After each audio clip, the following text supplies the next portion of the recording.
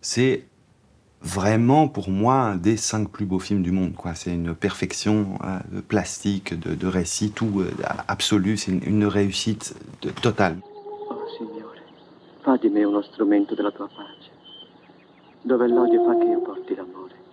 Dove la discordia fa che io porti l'unione. Dove il dolore fa che porti la gioia, fa che porti la speranza, dove la disperazione. C'est un film de 1950 qui fut une riche année. C'est le départ de Ingrid Bergman qui quitte les Amériques pour rejoindre et pour tourner Stromboli avec lui. Et donc, il tourne les 2 films la même année, Les Fioretti et Stromboli. Ceci suffit à donner le vertige. Bien. L'intrigue du film, c'est la vie de Saint François et de sa communauté quand il s'installe avec quelques frères à Sainte-Marie-des-Anges, qui est juste quelques huttes et une église construite avec 3 pierres, voilà, enfin une chapelle, comme ça. Et c'est avant le départ de Saint François vers le monde, où il part pour prêcher à travers toute l'Italie. Donc ça raconte ce petit moment de la communauté quand il s'installe à Sainte-Marie-des-Anges. Bon. On n'a jamais vu avant ce film, et on n'a jamais vu après ce film, même si Rossellini est génial tout le temps, ça c'est autre chose, une telle nudité et une telle force d'expression, et qui sont un seul mouvement. C'est-à-dire dépouillement absolu et puissance expressive à égalité. C'est ce qui est pour moi la définition du néoréalisme.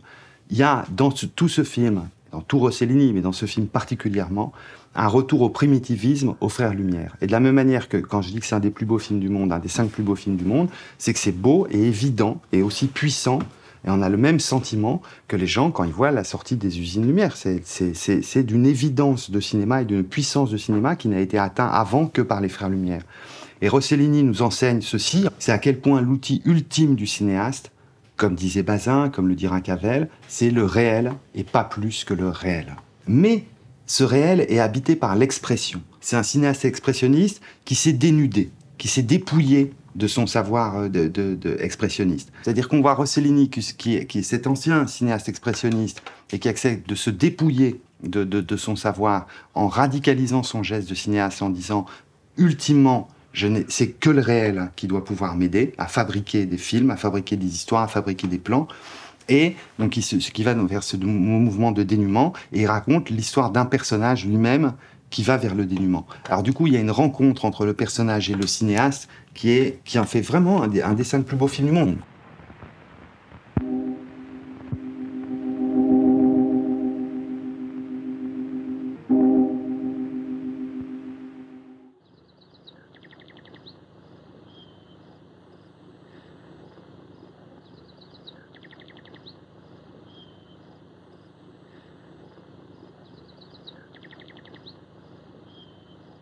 On voit la larme briller sur le nez de Saint François qui est en train de pleurer.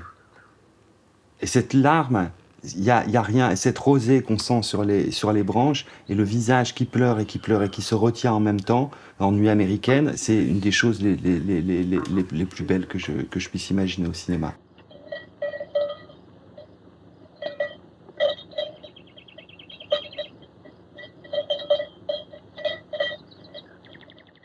Un des travelling arrière qu'on est en train de voir là, on voit qu'ils ont peu de rails et qu'ils accompagnent le truc, qui est démon.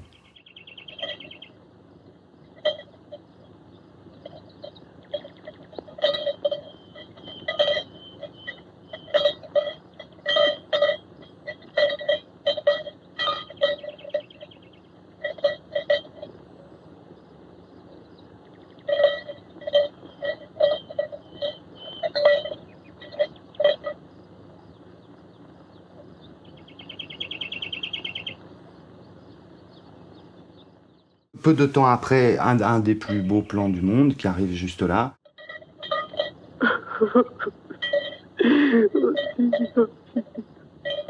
Contre-champ sur le lépreux.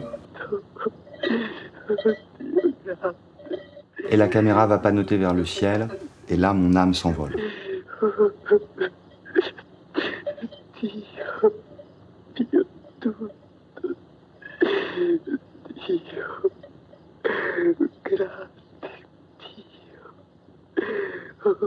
Bon, c'est assez simple, si on n'aime pas ce panneau, on n'aime pas le cinéma, donc c'est réglé, voilà. Ça ne sert à rien de voir des films si on n'aime pas ce panneau. J'ai montré juste une image assez courte. On la connaît, alors c'est le film qui a rendu fou la Nouvelle Vague, hein, quand ils ont vu ça, c'est le film est séminal.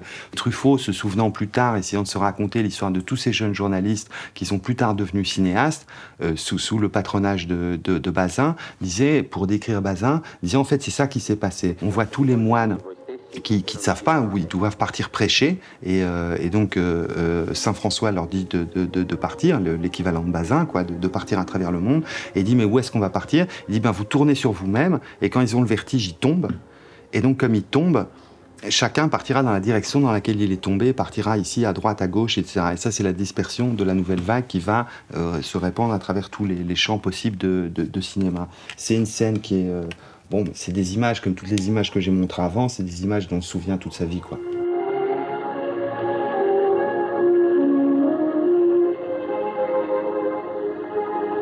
Ma ti senti bene? Ora mi gira! Vieni Giovanni, vieni. Vieni. Mi gira la testa. Il y a des images comme ça dans des films qu'on rencontre et qui nous hantent pour toute une vie. Et là, ce ne sont pas des images qui me hantent, ce sont des images qui me réparent pour toute une vie. Ce sont des images dont je me souviens toute ma vie et qui réparent un accroc qu'il y avait dans le tissu dont je suis constitué. Et Rossellini est capable de produire de telles images.